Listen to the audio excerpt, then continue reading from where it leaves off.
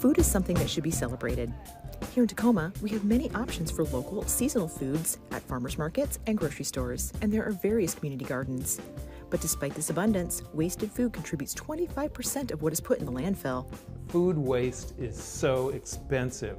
For the average American family of 4, they spend over $1,600 in food that they simply throw out. That's like going to your grocery, getting 4 bags of groceries, and just leaving one at the store. When food goes to the landfill and decomposes, it produces methane, a powerful greenhouse gas. But why does so much food end up in the landfill? In part, it's because of lack of awareness and knowledge.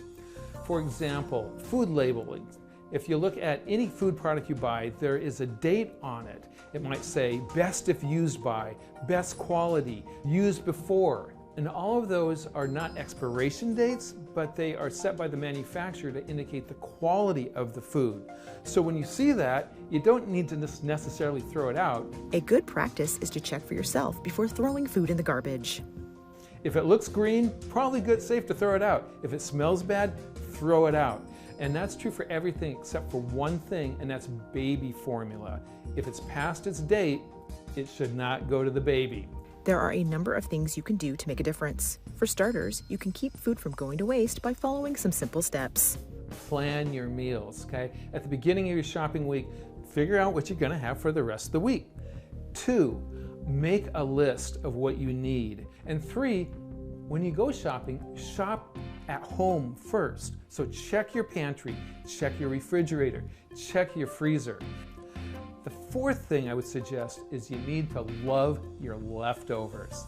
So if you don't eat it that night, have it for breakfast or for lunch the next day. The other thing I would say is in your refrigerator, it's always a good time to rotate what you have in there, and at least weekly so that things don't get lost in the back and go moldy.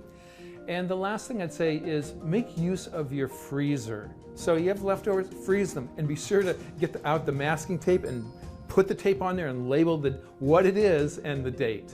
Along with residential garbage collection, the city's solid waste management also offers curbside food and yard waste collection services to single-family, multifamily, and commercial customers. So if you have food waste like those banana peels, eggshells, apple cores, all those go in that bin along with your leaves and sticks, but also wasted food. So occasionally you might have something that you did miss in that freezer and you're not going to eat it. Well, put it in that brown bin because that goes to a facility that makes compost, and compost helps plants grow, which also then helps sequester carbon and helps the environment.